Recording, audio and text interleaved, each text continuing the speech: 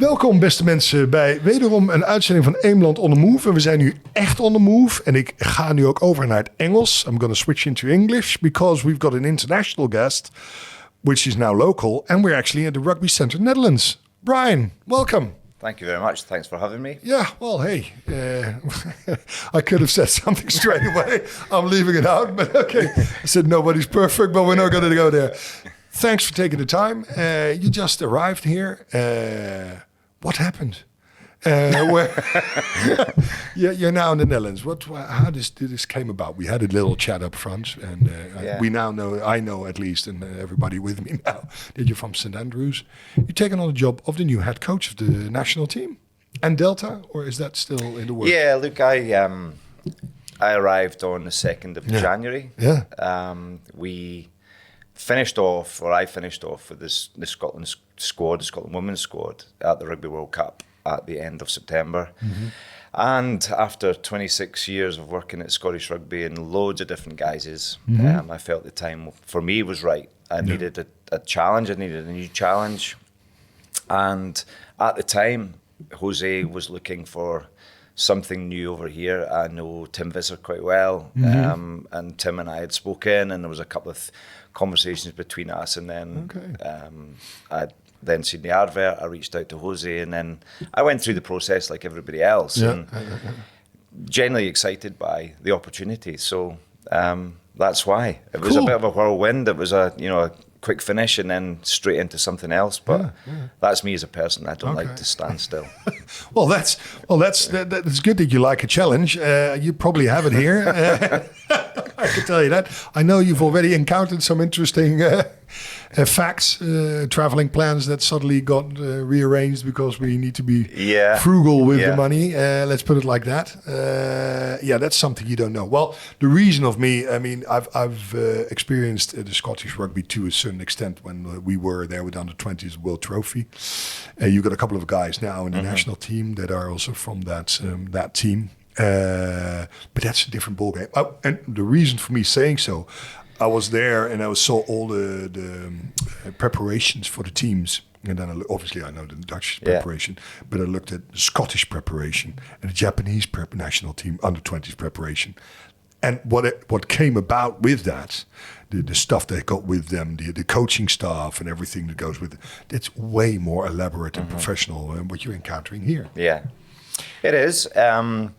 But then I can use that experience to the benefit of Rugby Netherlands. I've had a lot of experience of Tier 1. So, I'm lucky enough to say I've worked in Tier 1, but, what that brings is a huge amount of different benefits. As you say, financially, the numbers of staff that you work with, the numbers of players that you work with. So, like, I was used to working with a full-time management team of 17.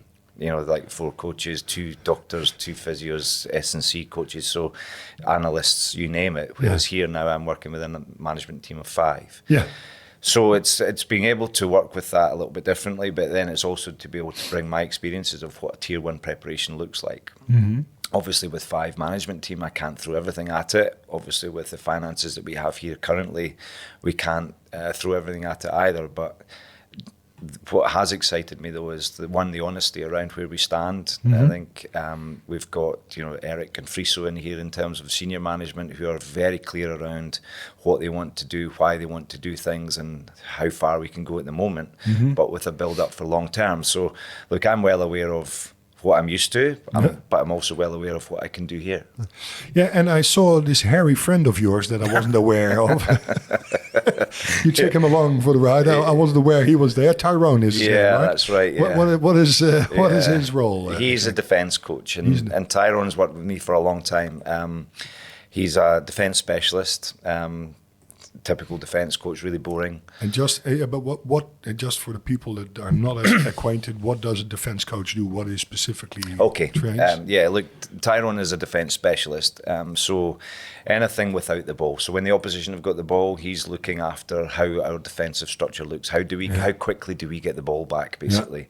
So he's very good around structures and strategies, looking at opposition around what their weaknesses are. How we can then slow ball down, get the ball back a little bit quicker, maybe make them kick. So he's good. He's very diligent around the way he works. Very technical.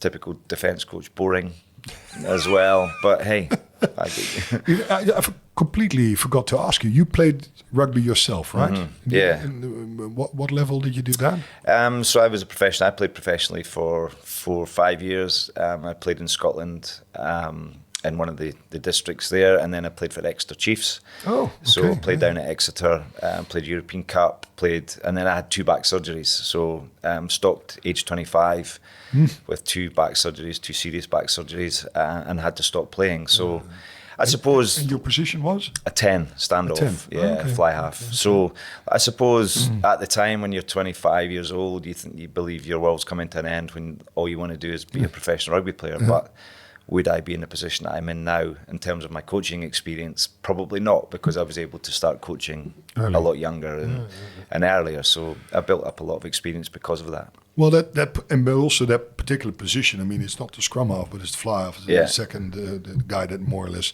delegates the game. So it does need a vision of what's happening and how you're gonna play along, and where the gaps are, and how you're gonna steer the guys in the right way. So there's a bit of a director's role already in there, trainer. Yeah, I suppose, and that was something that that excited me as a player. I like to you are a tactical decision maker. You're a decision maker of where the space is, how you get to space. Yeah. And my philosophy around coaching is very much like that. I'm an attack-minded coach. I do understand you have to be pragmatic at times. You have to have a kicking game, but you then also, once you get the ball back, using Tyrone, his defensive prowess to get the ball back, we need to then be able to attack properly. And I suppose playing at 10 allowed me to have that vision on how the game's played. I've got some thoughts around how the game should be played, how I think we can bring the game here and use the athletic potential that we have here in the Netherlands, some really good skill development here in the Netherlands as well. So, and what do you mean good skill development? In what sense? Look, I think what I've noticed is they're a strong bunch of players. They're very athletic. They're very fit. There's a lot of movement. I like to base my game on movement and how you trap opposition. And once we really grow that skill development of catch pass, about ability to move, support lines, contact skills, that I think we can really tap into that Dutch DNA of being really fit, being able to move the ball as much as possible and then put opposition under pressure. So it's about being pragmatic at times in our half, but also being able to move and use the Dutch DNA when the time is right. Okay. So you said you just landed here the 2nd of January. We're now a little past the 2nd of February, so you're a little bit more than a month. Yeah. I have seen flashes of you also being involved in the Delta campaign. What was something that you recognized there? Because, we're going to touch on that a little later, but if you look what you now have been selecting for the game coming Saturday against Spain, there are serious input from the guys that played at Delta, and it's relatively young what you've done. So tell me a little bit how. I think it was obviously disappointing for everybody in Rugby Netherlands not to qualify for 27 World Cup. And I've been very clear that my vision is to go to 2031 World Cup. That has to be clear, and I think we've all got to be aligned on that. And we've done some really good culture and environmental pieces around that and what that means and how we'll get there. But to do that, we've got 5.5 years. Most coaches only get a 4-year cycle, so to have a 5.5-year cycle really gives you 18 months free. So what that allows us to do is to start growing from the bottom up, is to get some really good depth in our depth charts, use youth, work with youth, because in 5.5 years' time, that 21, 22-year-old will be prime age for a Rugby World Cup. So we have to start with that now. I talk about being brave as a rugby player. I also have to be brave as a coach. I have to be brave with selection as well, and know that maybe in the next 1 or 2 years, it's about development, it's about growing, it's about learning what international sport is like, but then thinking ahead to 2031. So Delta for me has been a real eye-opener to watch these 22, 23-year-olds playing at a decent level. Era class does some great work. I think there's some good rugby happens in era class, but the difference between club rugby and international rugby is huge. So what Delta does is it gives that little bridge in between club rugby and international rugby.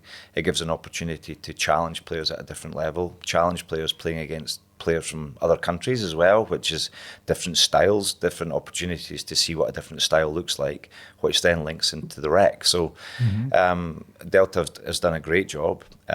So my job in there was to more just to have a look at it, a little bit of mentoring with Mitch McGann, who's the head coach in there, who I really think highly of. He's a really good rugby brain, speaks well, prepares very well, and he kind of looked at the way I wanted to play the game and brought in a couple of things with Delta. So it was really exciting to see, and I thought the performances, one against the Iberians in Spain, was excellent against a team that had over 200 caps in there.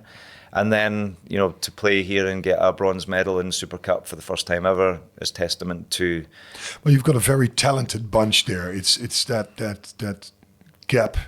Oh no, that part of the 2021 up till 23. That's a very talented bunch of players. I know, I've been involved a little bit up close. There's a lot of very good players there that's now coming up indeed, and they're already. But again, you can correct me if I'm wrong, but I'm far from a specialist. But a lot of them also play already a lot of times abroad. Yeah, there's a good amount of players who've played in France, who are playing in England, who are playing in Ireland, which is, I think that's a real positive. I think it's a real opportunity to test your wits as an individual against some of the better players in the world. Yeah. But there's also a place for players to develop in the Netherlands as well. I've got absolutely no doubt about that. Yeah. But you're right, the 21 to 23-year-olds is a really good group of players. But what that brings is inexperience at international rugby. So the only way they're going to do that is to experience that, and I have to be brave around that as well. I do have an opportunity during training sessions to increase the intensity and make sure they're training above the game as well. So our planning and preparation is around a Monday, Tuesday, Thursday to really put pressure on the players, put pressure on their skills, make mistakes, because if we train under the game, we're not going to improve. So Delta's a step up, training at this level is a step up, and then obviously Saturday against Spain will be an even bigger step up. Well, the Spain is... they seem to do a pretty good job in the youth. I mean, under 18s for the first time beat Georgia in the final, so that's something new. And their under 20s are staying up at World Cup level, so they're really doing something. They're really evolving their game, and they seem to be a mainstay at the highest level indeed. Yeah, they're good, and I think to play for I think it's a really good opportunity. So I look at opportunities rather than threats, and I think the opportunity to play against Spain and to play against Georgia in the first two games is a great opportunity. Rather than looking at it as being, oh God, we're playing against the top two nations. We're playing against World Cup qualifiers who are full of players who are playing top 14 in France, or maybe playing at some good levels in right across Europe. So that for me is a great opportunity to learn. And when you've got 5.5 years to World Cup, let's use these learnings as best we can. So you're really signed up for 5.5 years? I'm not signed up for 5.5 years. I'm just trying to sell myself here. That's the aim. That's what you really want to do from day one. Yeah, okay, that makes sense. Yeah, that's well, indeed, yeah. That's I don't understand really. The last year is really the year that you really can qualify, right? Before that, it's not. Yeah, I think 2029 is something. I think the Rec 2029 will be really important for us. We have to build up and really push hard. Really use this opportunity now to instill that, I suppose, that experience around how you play at this level. So we have got 2 or 3 years to learn. And help me out a little bit, because indeed I've just realized you're here the 2nd of January. We're a month later. It's now 3rd or 4th of February. How do you put together a list of players? Because you hardly don't know anything yet. I mean, how does that come about? Just through the process. Yeah, I've watched a lot of rugby, and I do tend to watch a lot of rugby. I do like to learn, and I like to make informed decisions. So I don't like to stab in the dark. I like to make informed decisions, and the only way I can do that is speak to the right people. Yeah. There are, I've mentioned Mitch McGann, I've met, Allard Jonkers, we've got Dino Bozic, who's been here as well. You've got, young Bart, who's been involved in skills coaching here as well, who are involved in the clubs. I've met all the club head coaches. I've been around at a couple of academies. So just, I have to really push myself in terms of what the, what the landscape is around players. Look, I don't know the players particularly well yet. No, obviously. So first selections, it's impossible. It's a it month is here. impossible. Yeah. But I try and learn as much as I can, and I'll keep doing that. Obviously, Yeah. well, hopefully, Yeah. that will be nice. Yeah, it will be nice. Don't stop after this one, no. But you're not based here, right? No. You're flying in and out. Yeah. You're flying out Yeah. of Edinburgh. Indeed. Yeah. And look, I think that's the right thing at the moment. I don't know what the future holds, and I think everybody needs to learn about me, and I need to learn about everybody else here as well. And I'm an ambitious guy. I really want to push hard, and when I come in and do a job, I do it properly. So I think it was really important for me to come in for a block of time and get my head down and work 24/7, learn about. Because the last thing Dutch rugby players want is a little Scotsman coming in and telling them what a Dutch thinks and what Dutch DNA is and what a Dutch identity No, that's is. but And no, I would indeed. never dare to do that. No. But the only way I can do that is by learning and speaking and understanding what makes you guys tick, and that's what I want. And another fact somebody told me, and I forgot who, is I think the Scottish Union only has 40,000 registered Scottish players. We are close to 20,000, but the level difference is magnificently. The gap is amazing. What do you see as why this is the case? If you look at pure numbers, obviously it's a culture thing, but what is? Look, I think I think success breeds success, doesn't it? So when you're playing at a level, and Scotland have been involved in rugby for a long, long time, and they've been playing at they've been dining at the top table for a long time as well. So Tier 1 nations tend to play against Tier 1 nations, and when Tier 1 nations play against Tier 1 nations, you learn from the best. You're playing against the best. URC, Glasgow and Edinburgh performing at the top end. Glasgow at the top of URC at the moment. Playing in Heineken Cup, as are Edinburgh. All the players are in top 14. So when you're at the top, you tend to stay there because it's very difficult to break into that because Rugby Netherlands are playing against Tier 2 nations, sometimes Tier 3 nations, and it's very difficult to push. So the only way you're going to do that is by putting in performances for players to push up. And there are some players in the Netherlands who are in top 14 squads now. I saw Niek playing for Clermont. So playing for Clermont, which is great. You got Twan, young tight head prop, he's at La Rochelle. Loose head. Or tight head, either or. If you can play both sides, even better. I know him for a long time, but he plays loose head at La Rochelle. He loves to play there himself too. And he's a great kid. He's 18, 19 years old, and but they're dining at the top table now, and that's what we want to see. Is we've got some quality players at Aurillac and Pro D2, and some guys in Loughborough now. Yeah, Loughborough. We've got your London Scottish. There's some really good players playing across. It's my personal thing. I'm never a big fan so far of the French. What I've seen a lot of times is the French model. I see a lot of guys go, and yes, they're at the top, like Ilan Vaas, who's been at Toulouse. He's now back at Castricum. And Nick was there too, by the way.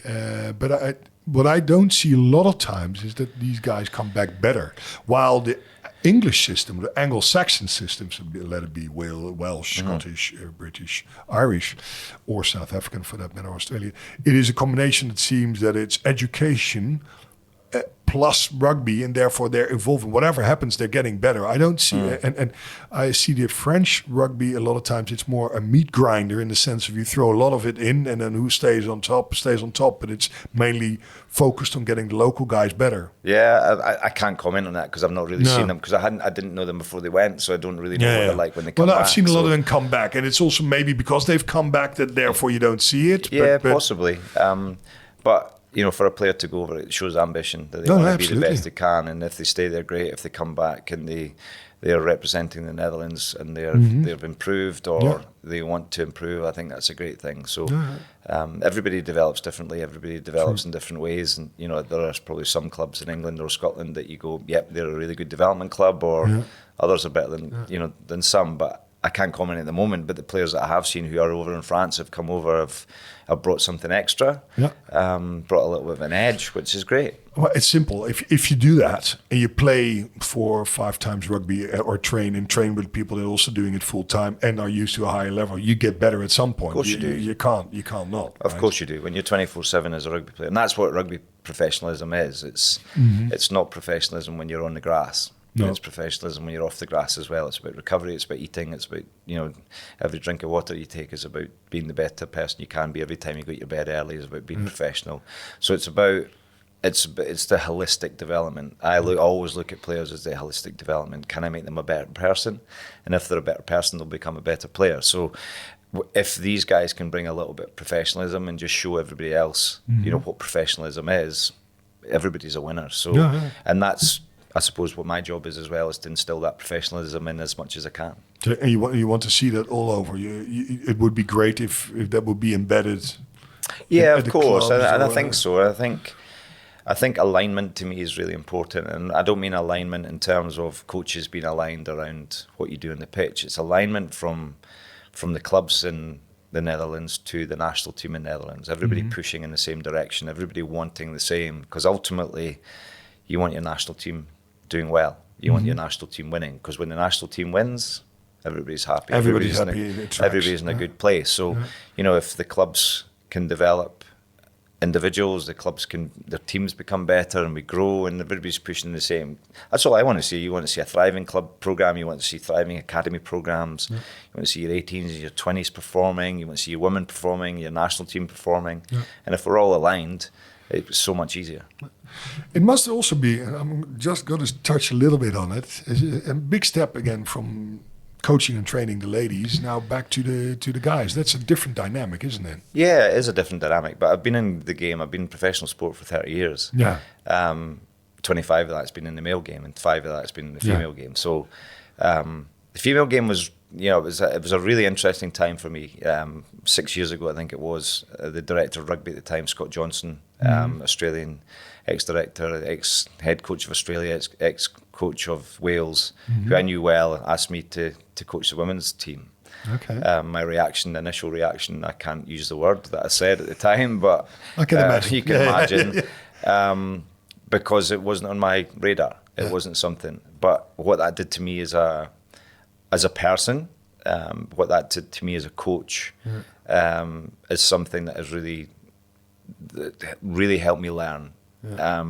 What do I mean by that? It means when you're coaching a female team, to start with, they ask a lot of questions. You need to know your detail, because if you're talking about something in the male game, they'll go, right, okay, they don't really ask a lot of questions, whereas a female will really dig hard. They want to know why they do stuff.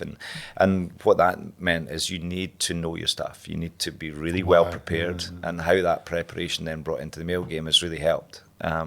So it's just been a little bit more diligent around everything I did, in terms of analysis, in terms of how you speak to players, how you manage players, how you treat players as a person rather than just a player. So it really taught me a lot, and I think it brings a lot of benefits back in the male game. Yeah. No, it makes sense. Well, I wanted to say that's what I know from a lot of foreign coaches in the football, that and the typical Dutch trait is here we're not good at accepting authority. That's just not a thing for the Dutch people. So here, because somebody's put in a position of authority and says something, it doesn't automatically that people will do that. We always need to know, but why are we doing this? And it's great that you're saying it, and you need to earn that respect, or that, and then people will say, okay, hey, fine, we'll do it. But it's not just because we're going to. Now in rugby, it's maybe slightly different, but that is a typical. Dutch I think my style of leadership is not authoritarian anyway. I'm not. It's not hierarchical. It's not about me being at the top and everybody else being underneath me. It's nothing like that at all. No. It's a shared vision. It's everybody's in it together. What happens with the head coach if you lose? It's my head in the block. I get that. I'll have to make decisions at times that have to be made. But what I tend to do is to bring everybody on the journey with me. It's not me and then everybody else. It's everybody. So, the culture and the environment piece that I'm building at the moment was a shared vision. It was me questioning the players, and then the players came up with it. So it's about, it's not hierarchical, but I know what you're saying is that they have to be able to trust me before they get on the bus. So I have to be really clear around my vision. Consequent and clear. I have to be really aligned about what I want to do. But accountability around that doesn't mean it's about understanding where the blame lies. Accountability means that we're just all in it together and everybody understands what they're trying to do. So blame game never really helps. Nah. No, it doesn't. So I'm not hierarchical. So basically, so I'm not. It's not about me saying or telling. You guys also tend to have a bit of an issue when it comes to English dominance. So there you go. That aligns with the Dutch nature, that they really can't deal with anybody telling them what to do, whoever that may be, the Spanish, the Germans. We're not. Well, and I think that in terms of a coach, like my job as a coach is to make sense of the complicated stuff and make it simple. Is to get the best out of people. And then when you build relationships and you get to know people, those performances get better. So if I'm dictatorial or telling people what to do, you lose them straight away. So it's about getting everybody on the bus together. It's about making sure that we're all driving in the same direction, but also reminding everybody that when you started playing rugby as a kid, you did it for fun. And there has to be a fun element about it as well. Getting better, but doing it with a smile on our face. That makes sense. Final question, more or less, is when are you a happy camper? You said, okay, obviously my mission is done when we qualify for 2030, 31. But what is it that you said, okay, I've done a great job? I think I made it really clear that 2031 has to be a vision that everybody wants to do. So it wasn't a case of me saying, right, let's do it. Everybody had to be online, and everybody's that I've spoken to, all the feedback I've had with players, the meetings that we've had with players, everybody is driven by that. But what I made very clear is that I don't want to go to 2031 and go, right, well done, everybody's got to 2031. It's to go to 2031 and compete and go to 2031 as the best Dutch team ever. So that is, for me, success. So it's not, we're not going to put targets on games or winning games. It's about, have we improved? Have we gone there to compete? We don't want to just go there and have fun. It's about going there to compete properly. Now, what that does is we have to, so for success, going back to your first question, success is growing the base of the players that we've got available. Because at the moment, it's not a huge broad base. I want to have 1, 2, 3, 4 teams that could play international rugby. And by doing that, we have to be aligned with all the clubs, all the academies, all the schools, and everybody really wanting to push towards the same direction. So success obviously is going to Rugby World Cup, but success is also building the base and knowing that you can do it year after year after year after year. Put a structure for success. Yeah. Lovely. I'm almost getting emotional, Bryan. Thank you very much for your time. Thank you so much. Thank you.